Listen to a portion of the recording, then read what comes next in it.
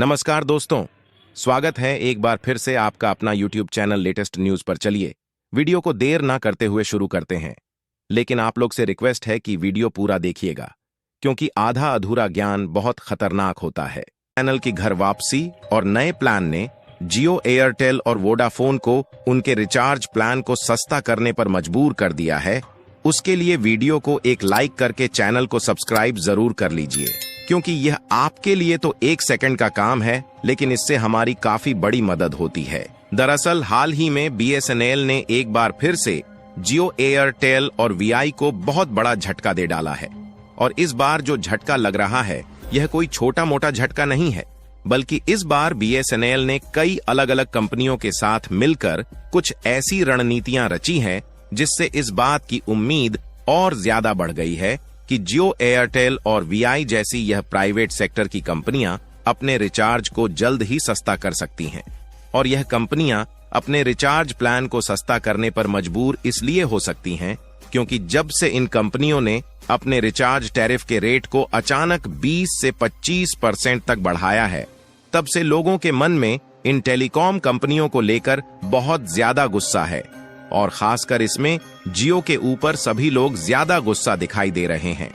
क्योंकि रिलायंस जियो ही वह telecom company है जिसने लोगों को फ्री इंटरनेट का लालच देकर सभी लोगों को मोबाइल की लत लगाई। और जब सभी लोग मोबाइल पर पूरी तरह से डिपेंडेंट हो गए तो इन्होंने अचानक से अपने रिचार्ज प्लान को दिन पर दिन बढ़ाना शुरू कर दिया है। लेकिन इसी बीच BSNL ही एक ऐसी कंपनी है जो कि अपने रिचार्ज कीमत को नहीं बढ़ा रही, बल्कि जो प्लान पहले महंगे थे उसको भी और ज्यादा सस्ता किया जा रहा है,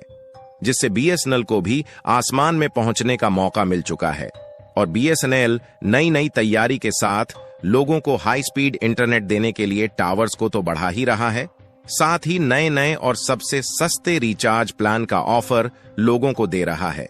और इसी बीच BSNL और टेलीकॉम डिपार्टमेंट ऑफ इंडिया की तरफ से कुछ ही घंटे पहले एक ऐसी खबर निकल कर आ रही है जिससे जियो, एयरटेल और वोडाफोन आइडिया को अचानक से रिचार्ज प्लान को बढ़ाकर लोगों को लूटने का अंजाम पता चल रहा है।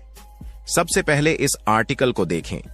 यह आर्टिकल अब से कुछ ही घंटे पहले पब्लिश किया गया है, जिसमें साफ साफ बताया गया है कि department of telecommunications creating performance monitoring units for BSNL। दरअसल इसका अनाउंसमेंट हाल ही में भारत के संचार मंत्री ज्योतिरादित्य सिंधिया के द्वारा मोबाइल कांग्रेस समारोह सम्मेलन में किया गया।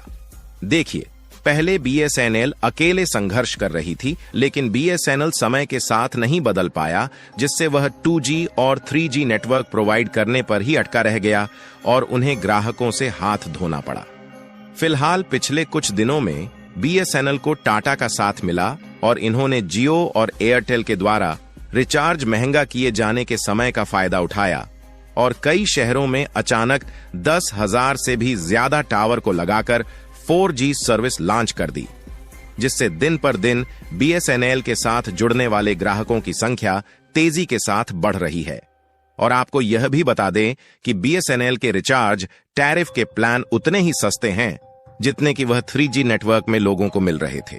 और साथ ही 4G नेटवर्क में पोर्ट करने वाले कस्टमर को स्वदेशी नेटवर्क की अच्छी खासी स्पीड देखने को मिल रही है। और जब सरकार को लगा कि जियो, एयरटेल और VI को लोगों के द्वारा गालियां पड़ रही हैं और BSNL के साथ ही सभी लोग जुड़ रहे हैं, तो हाल ही में सरकार की तरफ से बहुत बड़ा फैसला लिया जा चुका है। और अब BSNL को भारत सरकार के टेलीकॉम डिपार्टमेंट का साथ मिल चुका है, जिससे अभी तक तो 4G और 5G की बात हो रही थी, लेकिन इसी बीच कम्युनिकेशन मिनिस्टर ने 6G को भी भारत में BSNL के द्वारा जल्द से जल्द लाने की योजना बना ली है।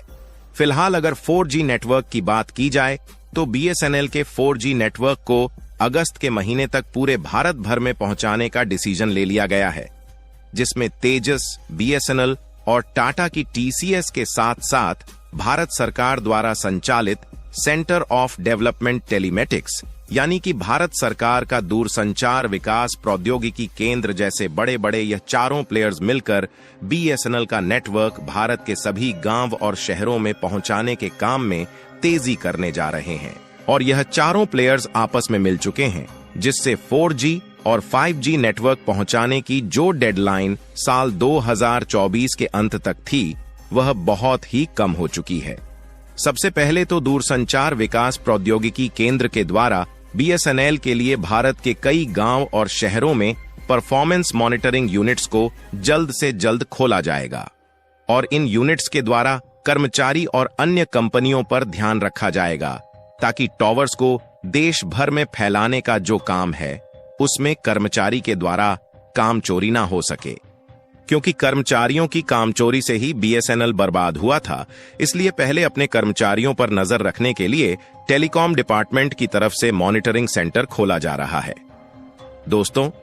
यह खबर अपने आप में ही इतनी बड़ी है कि यह जियो, एयरटेल और वोडाफोन आइडिया की मनमानी एक झटके में खत्म कर सकती है। इसका अंदाजा आप इसी से लगा सकते हैं कि यह खबर जैसे ही लोगों तक पहुंची, वैसे ही बीएसएनएल में सिम पोर्ट कराने वाले लोगों की लाइन लगना शुरू हो चुकी है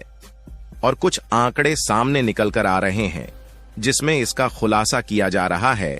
कि पिछले कुछ दिनों में जहां बीएसएनएल में सिम पोर्ट कराने वाले लोगों की संख्या हर दिन 10,000 के करीब थी,